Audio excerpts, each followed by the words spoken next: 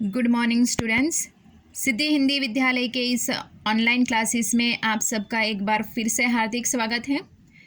10वीं वाले बच्चों के लिए हमारा ये जो लेसन चल रहा है वो पहला काव्य है सूरदास रचित पद।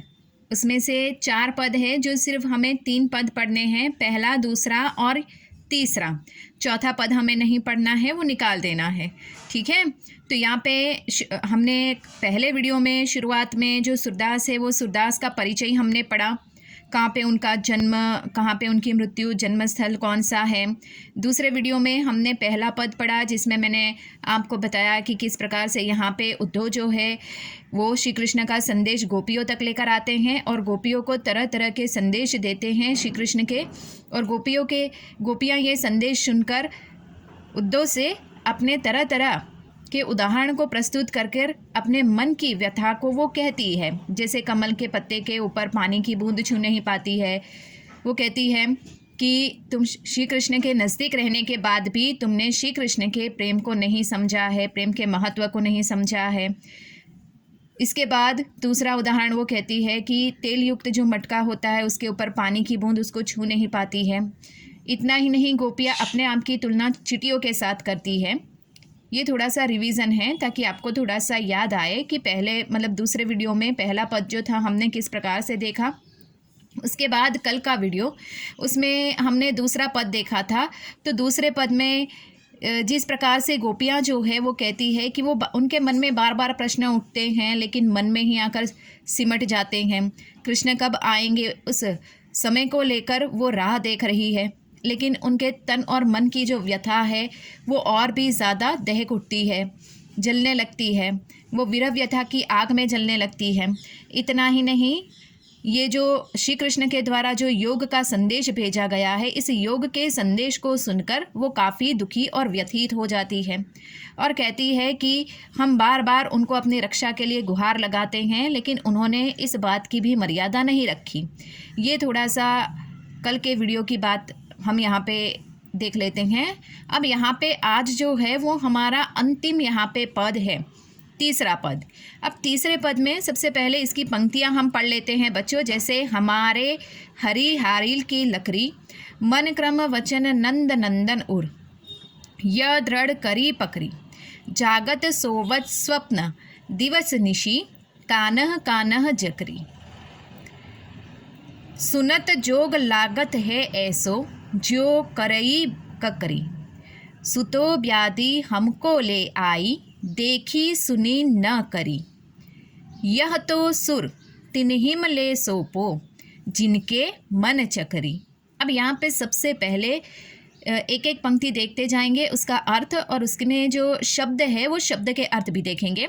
जैसे पहली पंक्ति में है यहाँ पे कि हमारे हरी, हरी हरी यानी श्री कृष्ण के बारे में है। हारिल की लकड़ी, हारिल हारिल यानी एक प्रकार का पक्षी है। हारिल यानी बच्चों एक प्रकार का पक्षी है। लकड़ी, लकड़ी। अब यहाँ पे लकड़ी जो शब्द है उसका अर्थ होता है लकड़ी। ये हारिल नाम का जो पक्षी है, ये पक्षी हमेशा अपने एक पैरों पे खड़ा रहता है और एक पैर से वो ये जो लकड़ी का तिनका है वो उठाए रहता है हमेशा। तो यहाँ पे गोपियों का कहने का मतलब है कि श्री कृष्ण जो है वो बिल्कुल उसी प्रकार से हमारे लिए उस पक्षी के समान है। हमने भी अपने जीवन को एक पैरों से संभाला हुआ है और हमारे मन में भी श्री कृष्ण के लिए जैसे कि उस पक्षी की तरह ही हमने उस भक्ति को अपने जीवन अर्थात मन से पकड़े रखा है। मन क्रम वचन नंद नंदन उर, उर यानी हृदय, य दृढ़ करी पकड़ी, मन, मन यानी हृदय। यहाँ पे मन, उर हृदय, क्रम वचन, वचन यानी वचन, नंद नंदन यानी श्री कृष्ण के बारे में उनका दूसरा नाम है यहाँ पे नंद नंदन। यह दृढ़, दृढ़ यानी संकल्प, करी पकड़ी यानी हमने उस संकल्प को पकड़े हुए हैं। यहाँ पे दूसरी पंक्ति में गोपियाँ कहती है कि हमने अपने मन, क्रम, वचन, अपने हृदय से श्री कृष्ण को, उनकी भक्ति को दृढ़ संकल्प के साथ हमने अपने जीवन में पकड़े रखा है। वापस एक बार ध्यान से सुनिएगा बच्चों कि दूसरी पंक्ति में गोपियाँ उद्धव से कहती है कि हमने अपने हृदय में, हमने अपने मन में, मन क्रम वचन से हमने श्री कृष्ण को अपने जीवन में एक संकल्प की तरह पकड़ के रखा है। तीसरी पंक्ति का उदाहरण, जागत सोवत स्वप्न दिवस निशी कानह कानह जगरी। जागत, जागत यानी जागते, सोवत, सोवत यानी सोते, दिवस, दिवस यानी दिन, निशी, निशी यानी रात्रि, कानह कानह जकरी, जकरी यानी नाम जपना।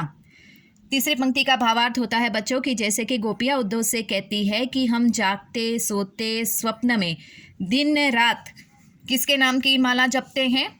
कान्हा की नाम की माला। हम जागते सोते स्वप्न में दिन रात कान्हा कान्हा के नाम की माला जपते रहते हैं। सुनत जोग लागत है ऐसो जो करई ककरी। अब यहाँ पे गोपियाँ कहती है उद्धव से कि करुई, करुई यानी कड़वी, ककरी, ककरी यानी ककड़ी के बारे में है कि ककड़ी किस प्रकार से कड़वी होती है उसके बारे में उन्होंने बताया है कि जिस प्रकार से गोपियाँ उद्धव से कहती है सुनत जोग, जोग यानी योग, श्री कृष्ण ने आपके द्वारा जो संदेश हमें भेजा है वो योग का संदेश सुनकर हमें ऐसा लगता है कि जैसे कि हमारा जीवन कैसा बन गया है, ये कड़वी ककड़ी के समान। वापस एक बार बच्चों ध्यान से सुनिएगा कि श्री कृष्ण ने आपके द्वारा ये जो संदेश हमें भेजा है उसको सुनकर, ये योग का संदेश सुनकर हमें लागत है ऐसो, हमें तो ऐसा लगता है अब कि हमारे जीवन में जैसे कि ये ककड़ी किस प्रकार से कड़वी होती है, ये संदेश भी बिल्कुल हमारे लिए उस कड़वी ककड़ी के समान है। सूतो व्याधि हमको ले आई, देखी सुने न करी। अब यहाँ पे देखो, सुनी न करी, हमने ना ऐसा देखा है, देखी ना ऐसा देखा है, सुनी न करी ना ऐसा सुना है। अब यहाँ पे सूतो व्याधि, व्याधि यानी पीड़ा, वेदना। आपके ये जो गोपियाँ कहती है उद्धव से कि आपकी ये जो जोग की अर्थात ये योग की संदेश की जो बात है, ये हमें सुनकर ऐसा लगता है जैसे कि हमारे लिए एक पीड़ा है। सूतो व्याधि हमको ले आई, आपके ये योग संदेश की बात हमारे लिए एक पीड़ा, एक उपाधि के समान है। ना हमने उसको देखा है कभी, ना हमने उसको सुना है और ना कभी हमने उसको महसूस किया है। बच्चों वापस एक बार ध्यान से सुनिएगा कि गोपियाँ यहाँ पे उद्धव से कहती है कि आपके ये जो योग संदेश का बातें हैं ये हमारे लिए एक पीड़ा के समान है, जिसको हमने ना तो कभी देखा है, ना हमने कभी सुना है और ना ही कभी हमने उसको महसूस किया है। अब अंतिम पंक्ति, यह तो सुर तिन्ही ले सोपो जिनके मन चक्री। अब यहाँ पे मन चक्री, मन चक्री यानी जिसका मन वो चक्री के समान जो बार बार घूमता रहता है, चक्री अर्थात चंचल। एक सीधे सादे शब्दों में बच्चों हम कहें तो जिसका मन चंचल होता है, उसके बारे में यहाँ पे बताया गया है कि अंतिम पंक्ति में गोपियाँ कहती है कि सूरदास के इस पद में गोपियाँ उद्धव से कहती है कि आप एक काम कीजिए, अपना ये जो योग संदेश है वो उनको सुनाइए। किसको सुनाइए? आप अपना ये योग संदेश उनको सुनाइए। तिन्ही ले सोपो, यह तो सुर तिन्ही ले सोपो जिनके मन चक्री, जिनका मन चंचल होता है, जो बार बार घूमता रहता है, आप यह तिन्ही यानी आप उनको ही ये ज्ञान की बातें अर्थात योग साधना की बातें बताइएगा। आप ये ज्ञान तिन्ही ले सौंपो यानी आप ये जो ज्ञान है वो उन्हीं को सौंपिएगा जिसका मन चंचल है।